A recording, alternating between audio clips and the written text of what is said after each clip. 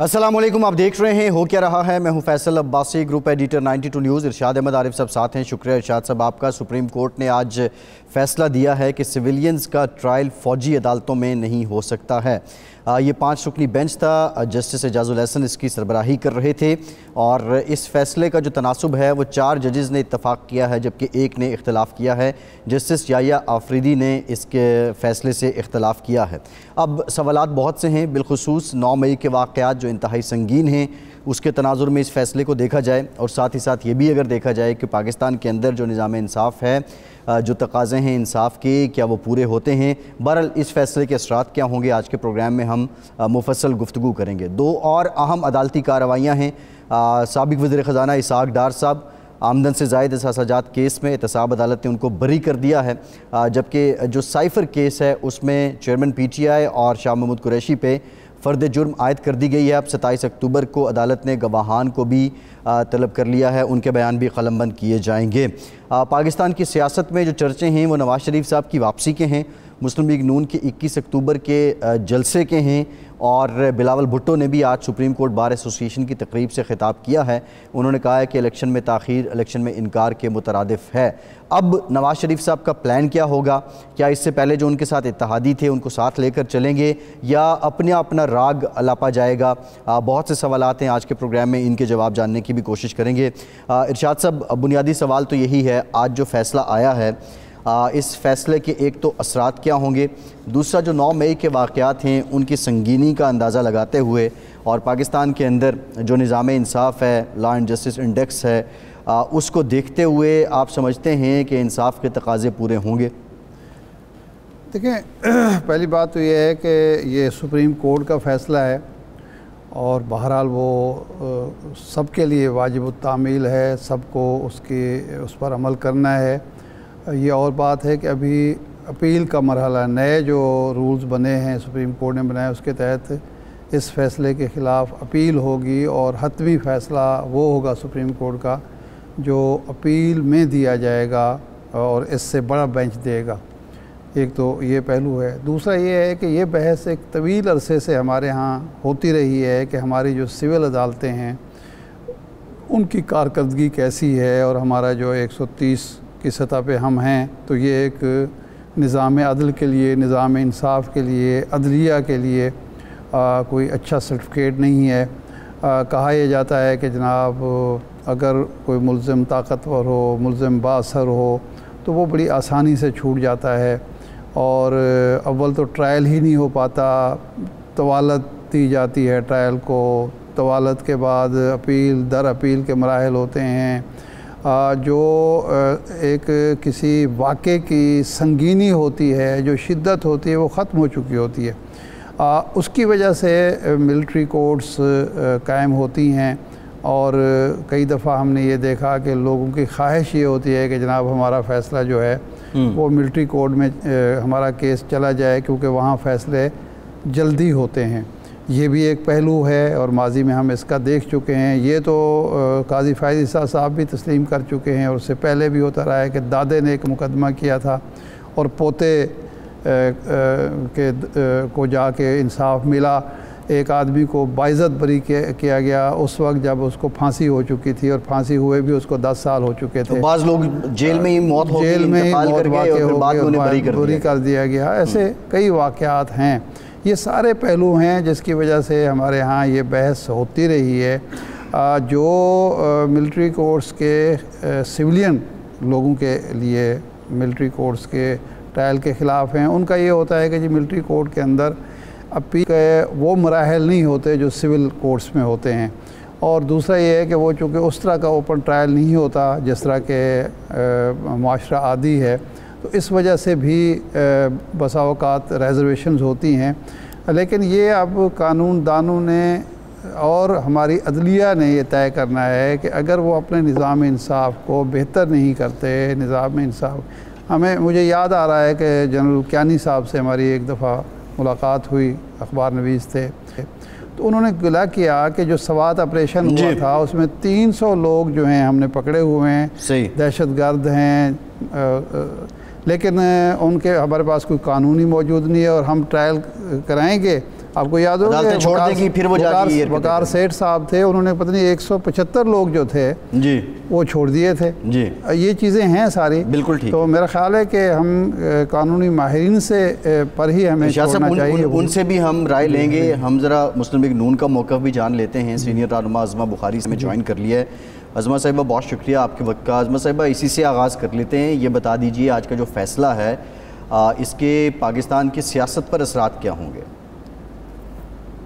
बिस्मिल्लाहिर्रहमानिर्रहीम, बहुत शुक्रिया जी। देखिए बिल्कुल ये फैसला सियासत पर असरअंदाज होगा, क्योंकि आप सियासतदानों को जो है जो दहशतगर्दों के रूप में सियासतदान हैं उनको खुली छुट्टी दी जा रही है।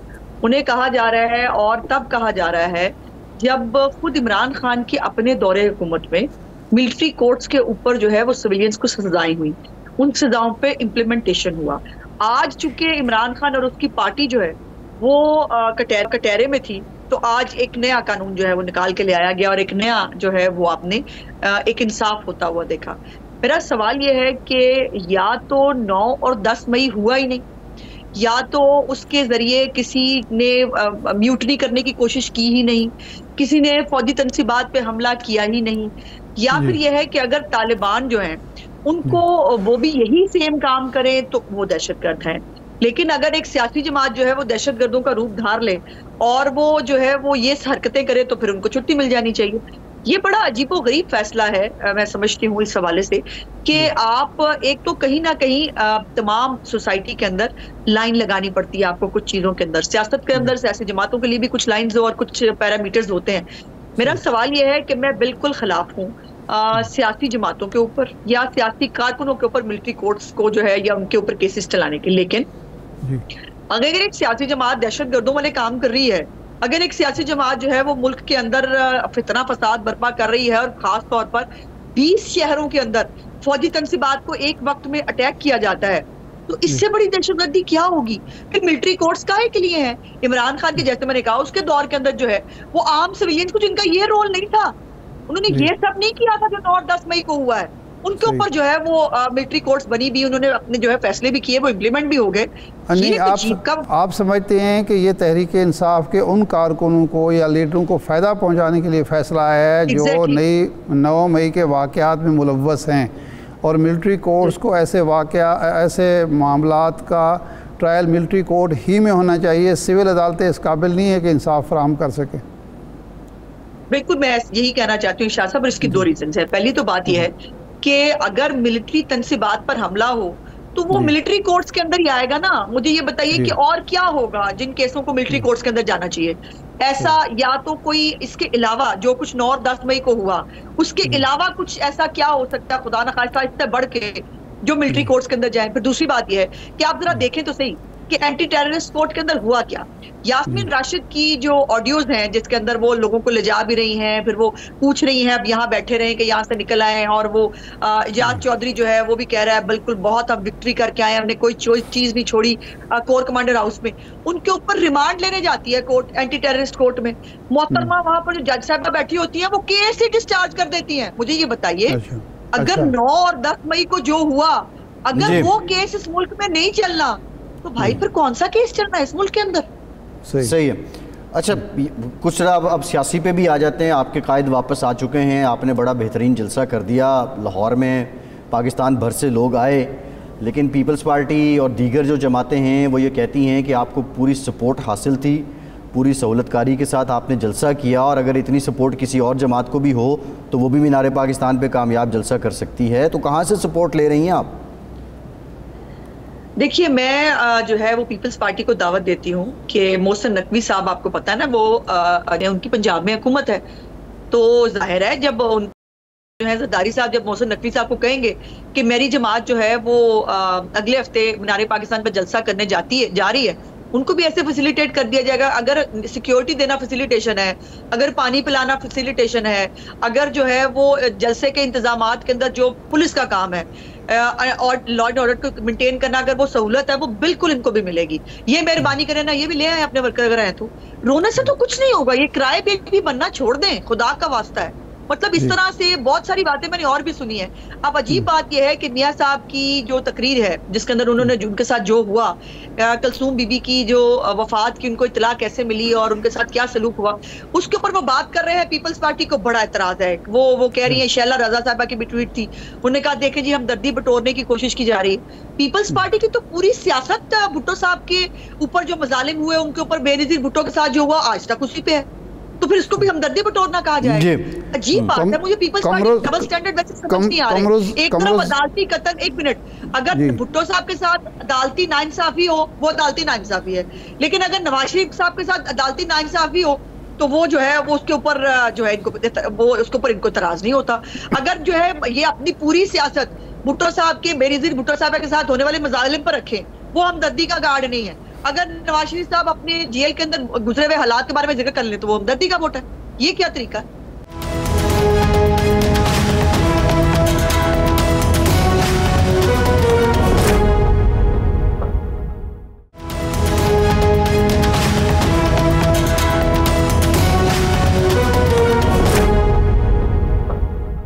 कमरुज़्ज़मान कारा साहब बड़े मतीन सियासतदान हैं, वो बात नाप तोल कर करते हैं।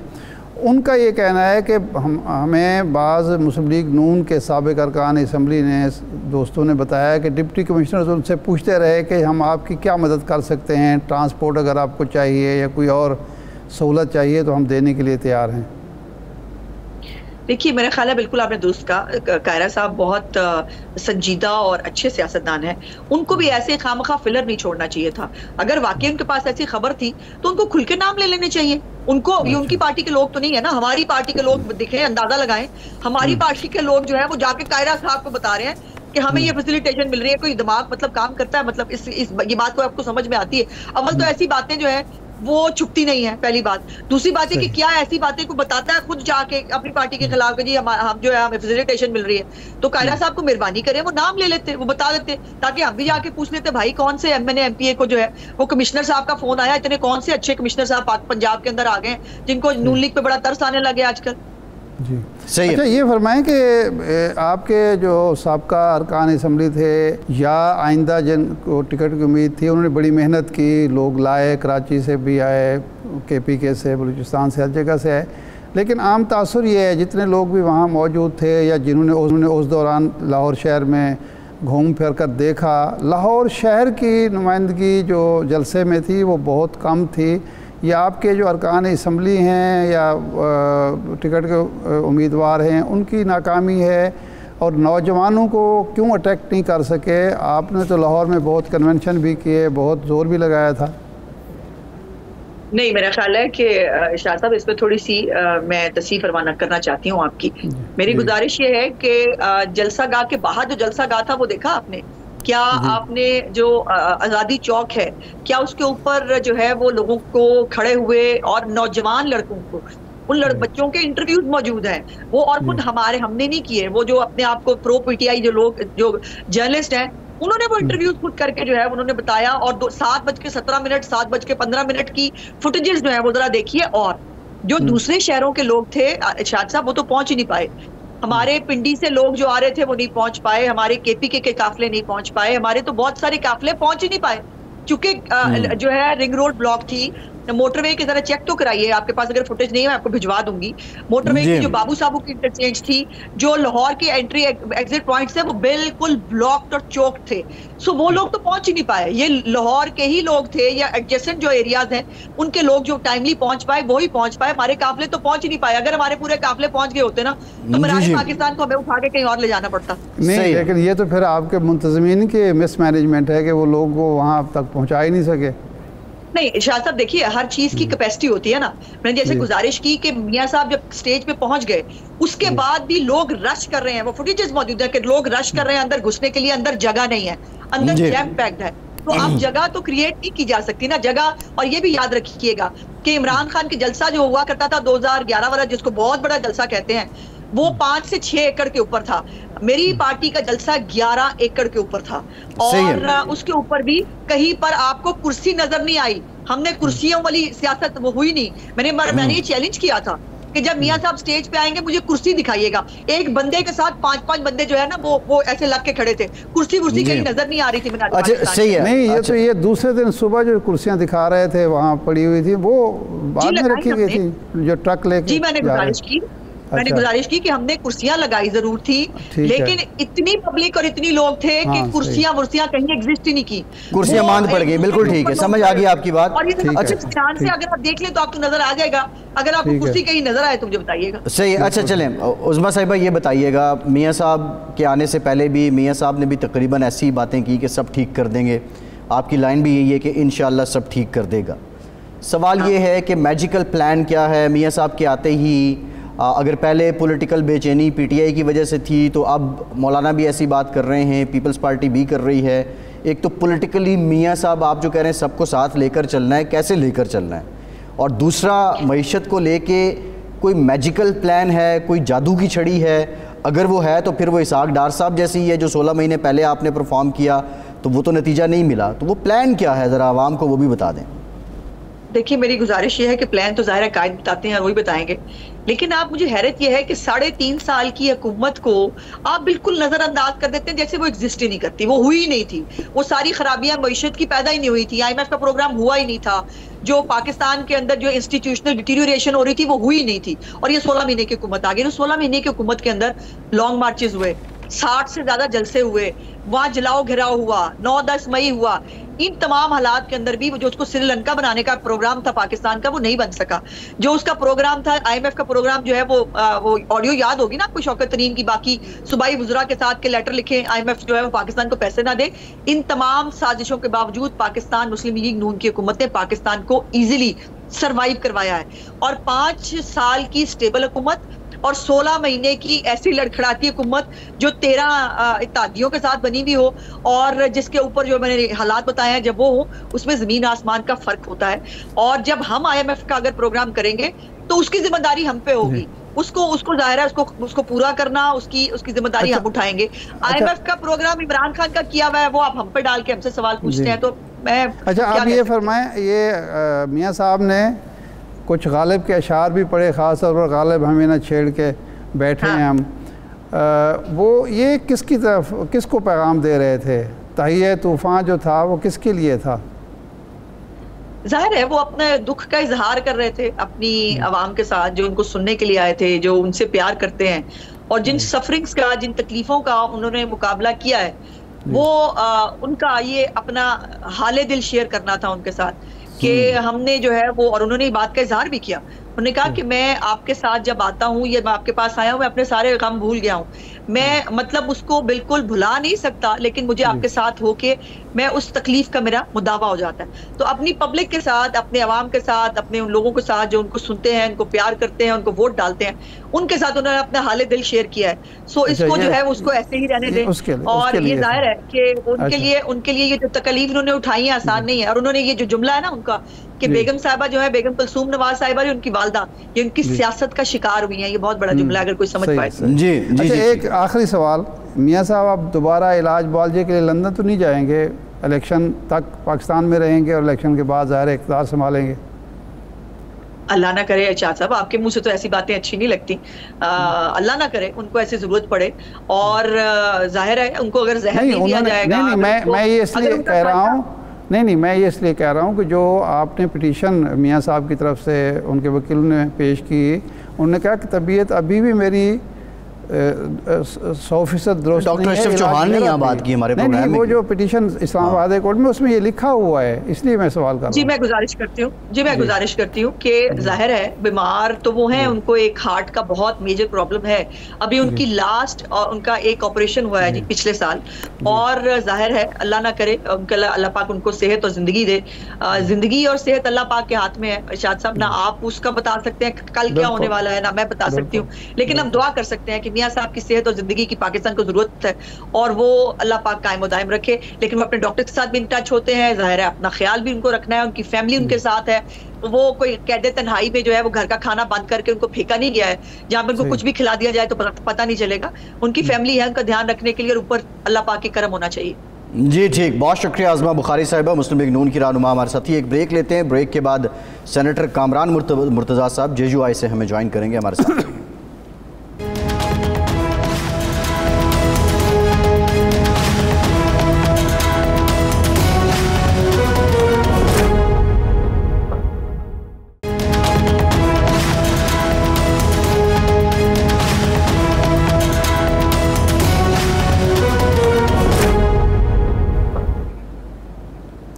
ब्रेक के बाद एक बार फिर से आपको खुशामदीद कहेंगे। हमें ज्वाइन किया है सेनेटर कामरान मुर्तज़ा साहब ने। कामरान साहब बहुत शुक्रिया आपका। कामरान साहब ये बताइएगा, थोड़ा से सियासी बात पे आ जाते हैं। नवाज़ शरीफ साहब जब लंदन में थे तो आपकी जमात के जो कायद हैं मौलाना फजलुर रहमान साहब, उनके साथ मालूम होता था कि वो दूर तो हैं बाय डिस्टेंस लेकिन करीब हैं। अब जब वो पाकिस्तान आ चुके हैं तो एक तासुर ये आ रहा है कि शायद अब खलीज ज़्यादा हो गई है। क्या आने वाले दिनों में जो साबिक़ हुक्मरान इत्तेहाद था आइंदा इलेक्शन को लेकर या सियासी माहौल को लेकर, इनमें कोई गुफ्त शनीद होने वाली है? मौलाना साहब और नवाज़ शरीफ साहब की मुलाकात कोई मुतवक्के है? देखिए, मुझे इल्म नहीं है कि कोई ऐसी गुफ्त शनीद होने वाली है या नहीं, मगर जिस वक्त वो तशरीफ़ लाए हैं नवाज़ शरीफ साहब, उसका खैर मकदम मौलाना साहब ने किया है। उनका ट्विटर मैसेज जो है वो सारी दुनिया ने देखा है। मैं कामरान साहब आपकी तरफ मज़ीद भी आता हूँ।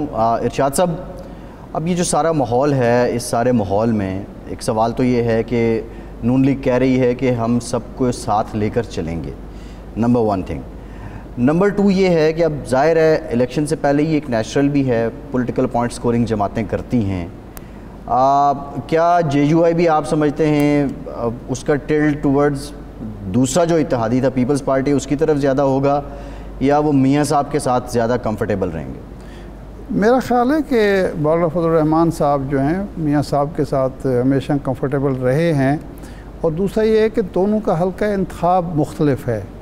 KPK और बलूचिस्तान में जो मौलाना की कॉन्स्टिट्यूंसीज़ हैं, वहाँ कोई बहुत ज़्यादा मुस्लिम लीग नून की मौजूदगी महसूस ही नहीं होती। वहाँ अगर कोई मौजूदगी है भी तो वो पीपल्स पार्टी की है या ANP की है या बलूचिस्तान में कौम परस्त जमातों की है, मुस्लिम लीग की नहीं है। लेकिन उसके बावजूद इलेक्शन अपना अपना होगा, और इलेक्शन के बाद अगर मियाँ साहब या मुस्लिम लीग नून को अक्सरियत मिलती है और वो हुकूमत बनाते हैं, तो फिर उस वक्त वो ख़ुद उनकी चॉइस होगी कि वो किस किस को शरीक इक़्तिदार करते हैं। लेकिन मेरा ख्याल है कामरान मुर्तज़ा साहब से हम ये पूछ लेते हैं।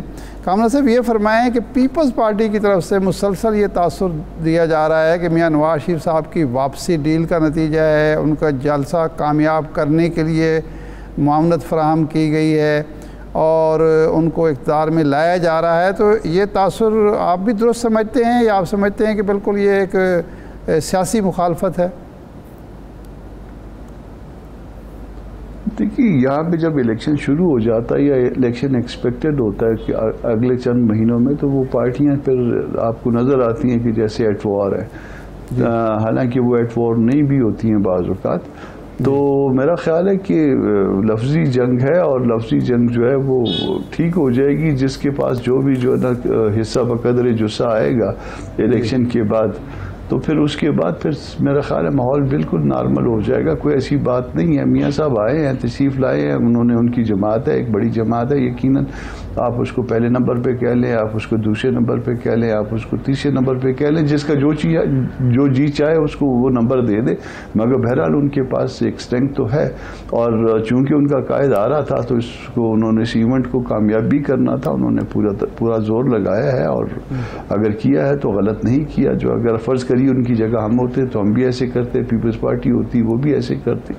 तो इसमें कोई ऐसी ख़ास बात नहीं है मेरा ख्याल है। यानी आप कह रहे हैं पीपल्स पार्टी की तनकीद बेमानी है? मैं ये कह रहा हूँ कि इस वक्त इलेक्शन का माहौल है। अगर कोई मैनी है भी है तो उसमें वो इलेक्शन के हवाले से है कि जाहिर है कि बाज़ जगह पे पीपल्स पार्टी और उनके हल्के जो ना ऐसे होंगे जहाँ पे आपस में क्लैश आएगा, बाज़ जगह पे हमारे साथ आएगा, बाज़ जगह पे किसी और के साथ आएगा। तो फिर जब इस तरह के मामलात होते हैं तो फिर थोड़ा सा टेंस हो जाता है माहौल। अच्छा कामरान साहब, ये आप जो दुरुस्त फरमा रहे हैं, लेकिन क्या सिर्फ इलेक्शन में पॉइंट स्कोरिंग के लिए, इलेक्शन में आवाम को मुतासर करने के लिए इस तरह की एक दूसरे के ख़िलाफ़ मुहिम चलाना, डील का तासुर देना, सपोर्ट का तासुर देना, ये मुनासिब है? जबकि इस वक्त तो सियासी जमातों को आप ख़ुद भी कहते हैं, सारे सियासतदान भी कहते हैं कि मिल बैठ कर मुल्क के मसाइल हल करने। तो ये मिल बैठ कर मसाइल हल करने का ये कौन सा तरीका है कि आप दूसरे को एक कल तक आप इक़्तिदार में बैठे, इकट्ठे बैठे फैसले कर रहे थे, आज बिल्कुल साबित कर रहे हैं कि जी बस हम ही जमहूरियत पसंद हैं, दूसरा तो बिल्कुल जमहूरियत की नफ़ी कर रहा है।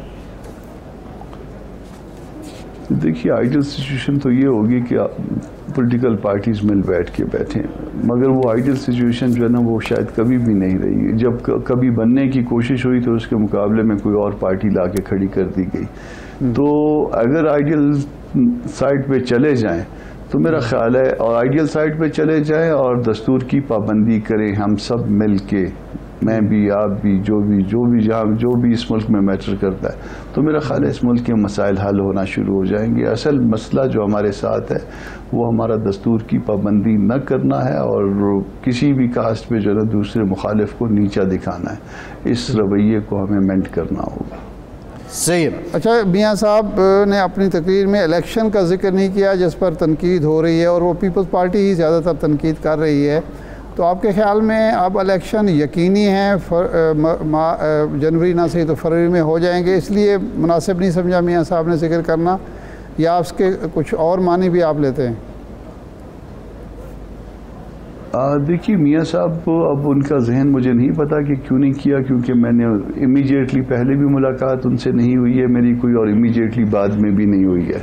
तो जब तक आप किसी के साथ बैठ ना जाएं, उसकी बॉडी लैंग्वेज के हवाले से उसको जो है ना अपने तौर पे उसका वेट ना कर लें, उस वक्त तक उस बारे में कोई बात कहना जो है वो गलत हो जाएगा। मगर ये बता दूं कि इलेक्शन अब कोई बहुत ज़्यादा दूर नहीं हो सकता। सुप्रीम कोर्ट कागनिजेंट है अब इस मामले के, और जो लोग ये समझते हैं कि वो शायद कोई इसको डिले करके ले जाएंगे, वो गलत फहमी का शिकार है। सही, जिस तरह आपने कहा कि ये जो फैसला है ये मुतवक्के था, तो आप समझते हैं कि जो 3 रुकनी बेंच इलेक्शन का केस सुन रहा है वो भी यही कहेगा कि वक्त पर इलेक्शन कराएं और गुंजाइश नहीं आगे जाने की? देखिए, वक्त तो गुजर गया, वक्त तो हमने गुजार दिया, भले मेरा कसूर था या आपका कसूर था, जिसका भी कसूर था वो वक्त हमने गुजार दिया।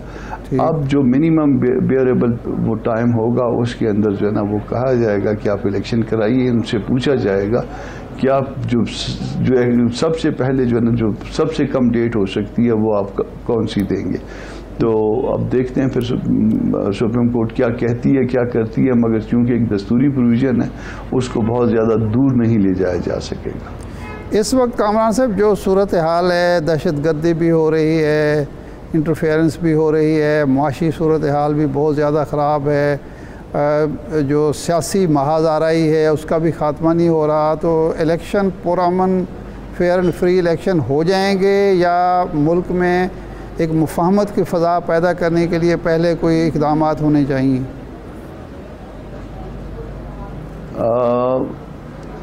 इलेक्शन पुरअमन होने चाहिए, और जो भी कानून नाफिज करने वाले अदारे हैं जिनकी ये ड्यूटी है वो इसी चीज़ की तनख्वाह लेते हैं, वो इसी वजह से बनाए गए हैं कि वो मामला मुल्क में अमन के हवाले से बरकरार रखें।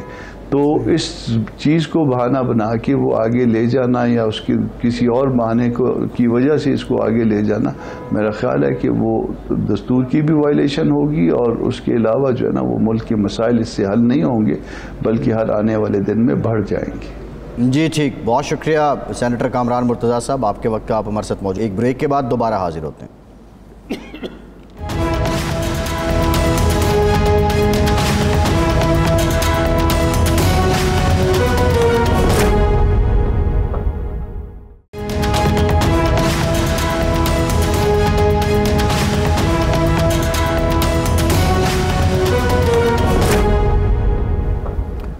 ब्रेक के बाद एक बार फिर से आपका खैर मकदम करते हैं। इरशाद साहब, बातें बहुत सी हुई, तज्ज़िये भी हो गए, मुख्तलिफ जो पहलू थे जलसे के, नवाज़ शरीफ साहब की आमद के, उनकी वापसी के, माजी के रेफरेंसेस भी सामने आ गए।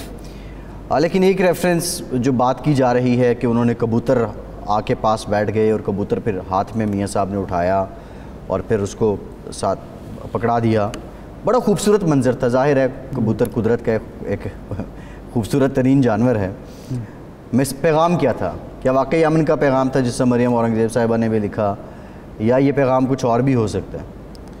देखें, शेर की आमद हो, शेर अखाड़े में खड़ा हो, शेर जो है वो मैदान में हो और कबूतर को हाथ में लेके वो दिखा रहा हो, तो उसका मतलब ये है कि भाई शेर से डरने की ज़रूरत नहीं है, या शेर के बारे में जो अमूमी तासुर है उसको एक तरफ रखें। वो इस वक्त अमन और मुफाहमत का पैगाम दे रहा है। अब वो किसको दे रहा है ये तो वही मियाँ साहब के दिल में जो होगा, क्योंकि बहुत सारी बातें तो मियाँ साहब के दिल में हैं, वो कह भी रहे थे उस वक्त और मियाँ साहब इजहार नहीं कर रहे। लेकिन मेरा ख्याल है हमें इस पर खुश होना चाहिए कि अगर शेर और कबूतर की दोस्ती हो गई है तो ये बड़ी बात है जी। बेहतर तो ये होता कि मियाँ साहब के सामने कबूतर उड़ाने की बजाय मियाँ साहब के सामने हरन ले आते, क्योंकि वो इंतखाबी निशान उनका शेर है और उनको शेर दे नारे वजन गे। और नहीं, हरन से क्या होता है इरशाद साहब? फिर शेर और हरन की दोस्ती हो जाए तो वो सबसे बेहतर होती है, जंगल में अमन आ जाता है, सुकून आ जाता है। अच्छा जी हाँ। नहीं, कबूतर और शेर की दुश्मनी भी तो कभी नहीं रही है। नहीं, शेर और कबूतर की तो है ही नहीं ना। हाँ। शेर के सामने या शेर पर पंजे पर कबूतर बिठाना जो है तो सही। अच्छा ज़रा इरशाद साहब, हम इस पे आते हैं, मज़ीद भी बात करेंगे। हाफिज़ एहसान अहमद हमें ज्वाइन किया है, मायनाज कानूनदान हैं। हाफिज़ साहब बहुत शुक्रिया आपके वक्त का। हाफिज़ साहब, आज जो फ़ैसला आया है सुप्रीम कोर्ट की तरफ से, इस फ़ैसले के बाद आप क्या समझते हैं, और बिलखुसूस जो 9 मई के वाक़यात हैं, संगीन वाक़यात हैं, और फिर जो हमारा लॉ एंड जस्टिस इंडेक्स है, उसको देखते हुए सिविल कोर्ट्स में इंसाफ के तकाज़े पूरे होंगे? बिस्मिल्लाहिर्रहमानिर्रहीम। वासी साहब आपका और इरशाद आरिफ साहब आपका बहुत शुक्रिया। मैं इसको प्योरली जो कॉन्स्टिट्यूशन है या लीगल एस्पेक्ट्स है, मैं उस कॉन्टेक्स्ट के अंदर इस पे बात करूंगा। और वो ये है कि आज पाकिस्तान की सुप्रीम कोर्ट ने जो एक 56 साल से एक सेटल्ड जूरिस्प्रूडेंस डिसाइड की हुई थी, उससे उन्होंने डेविएट किया है और एक कॉन्ट्राडिक्टरी जजमेंट दी है, जो ऑलरेडी उनकी जजमेंट्स जो हैं वो पाकिस्तान के अंदर 1975 सुप्रीम कोर्ट से लेके 2021 सुप्रीम कोर्ट तक मौजूद है।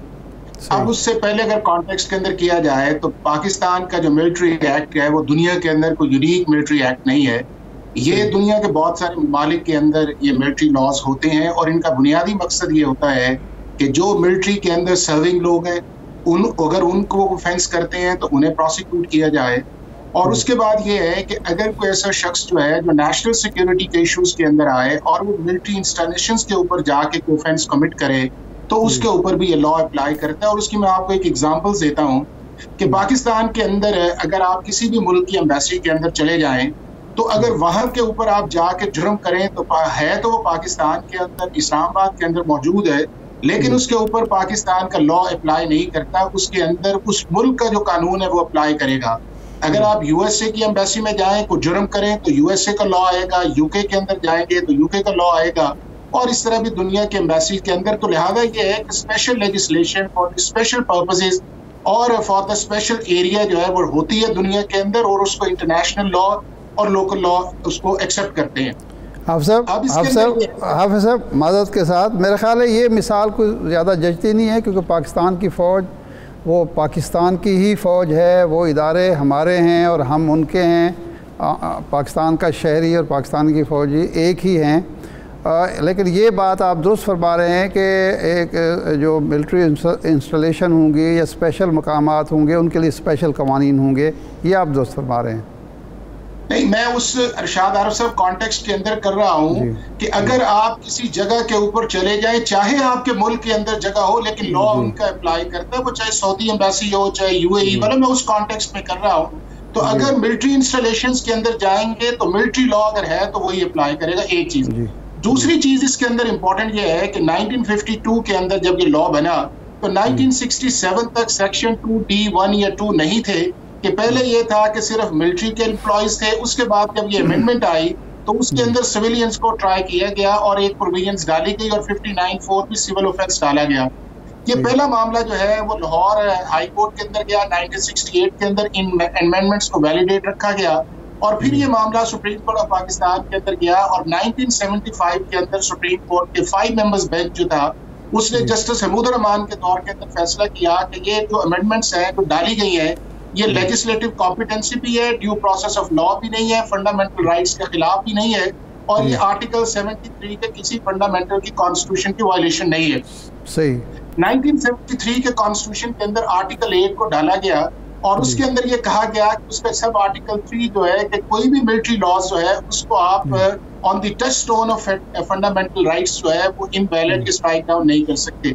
फिर ये मामला जो है आपको याद होगा कि जनरल जहीर अब्बासी साहब थे, उनका एक केस उनकी वाइफ ने शाहिदा अब्बासी ने किया, और फिर मामला 184(3) सुप्रीम कोर्ट के अंदर गया, और सुप्रीम कोर्ट ने कहा कि ये अमेंडमेंट्स भी ठीक है, ड्यू प्रोसेस ऑफ लॉ भी ठीक है, और अगर कोई प्रॉब्लम आती है तो हाई कोर्ट को भी जुरिस्डिक्शन है, सुप्रीम कोर्ट को भी है।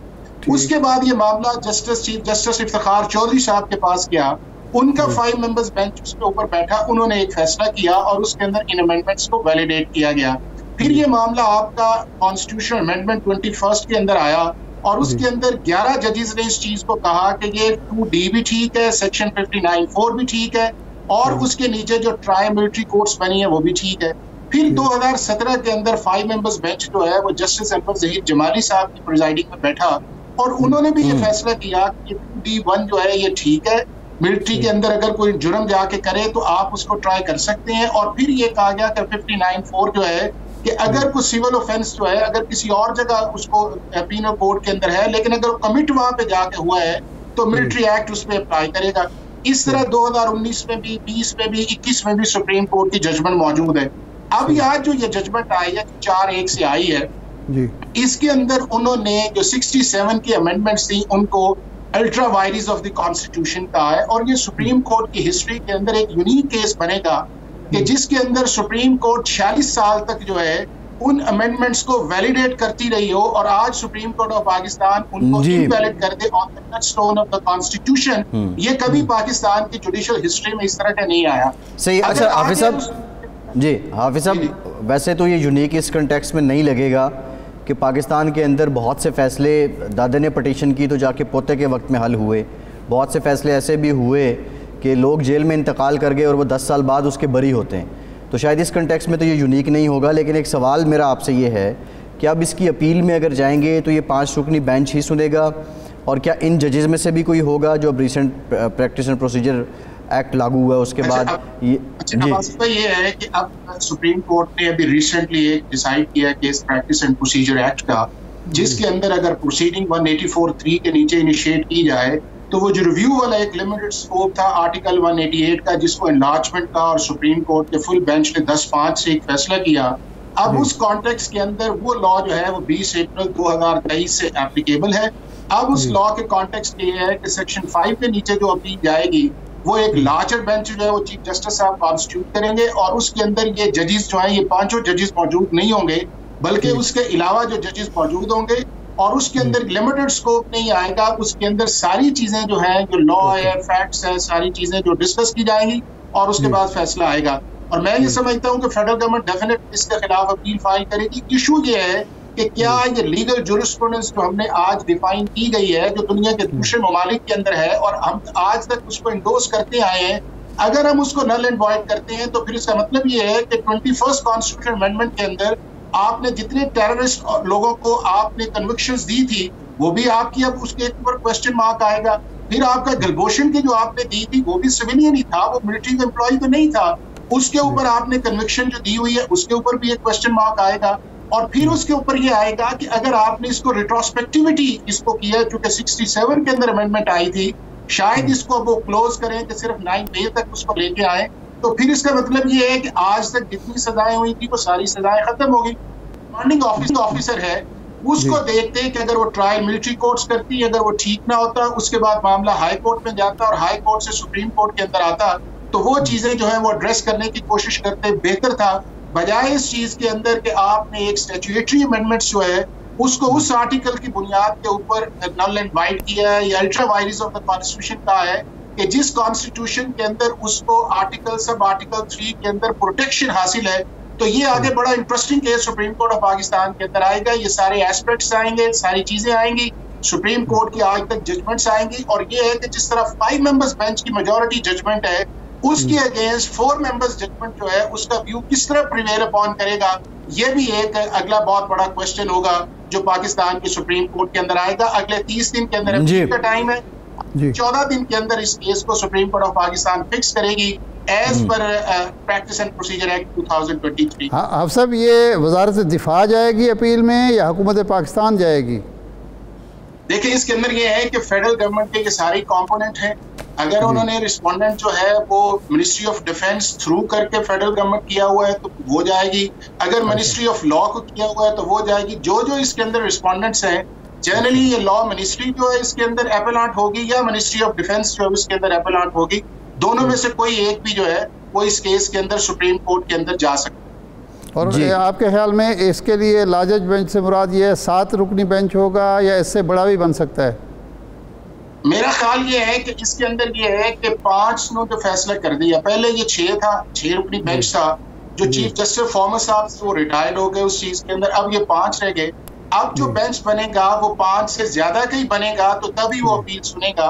क्योंकि हमारा जुरिस्प्रूडेंस का ये सिस्टम ये है कि अगर एक जज सुनता है तो उसके ऊपर 2 जज बैठते हैं, और अगर हाई कोर्ट के 2 जज सुने तो 3 जज सुप्रीम कोर्ट के उसके ऊपर बेंच बैठता है। और इसी तरह अगर 5 ने किया है तो हो सकता है ये बेंच 7 पे हो, 8 पे हो या 9 पे हो, या जो अवेलेबल सारे जजेस हैं चीफ जस्टिस साहब, उन सारों का एक बेंच कॉन्स्टिट्यूट करके, क्योंकि ये बड़ा इंपॉर्टेंट है। इसके अंदर आपकी नेशनल सिक्योरिटी है, इसके अंदर आज तक आपकी सुप्रीम कोर्ट की जजमेंट्स हैं, आप ही की सुप्रीम कोर्ट के फैसले हैं कि ड्यू प्रोसेस ऑफ लॉ की भी वायलेशन नहीं है, आर्टिकल 10A की भी वायलेशन नहीं है। Judicial review already supreme court ने रखा हुआ है फॉर हाई कोर्ट या सुप्रीम कोर्ट। कोरम नॉन जुरिस जो है उसकी बुनियाद पे आप स्ट्राइक डाउन कर सकते हैं, लेकिन स्टैट्यूटरी बुनियाद के ऊपर ये फर्स्ट टाइम आया है। और ये सारी चीजें जो है मेरा ख्याल है बड़ा बेंच बनेगा तो ये चीजें इनका फैसला है। जी ठीक, बहुत शुक्रिया हाफिज एहसान अहमद साहब, आप हमारे साथ मौजूद थे। इरशाद साहब, प्रोग्राम का टाइम खत्म हो गया। बहुत शुक्रिया, आज के प्रोग्राम से इतना ही इजाज़त दीजिए।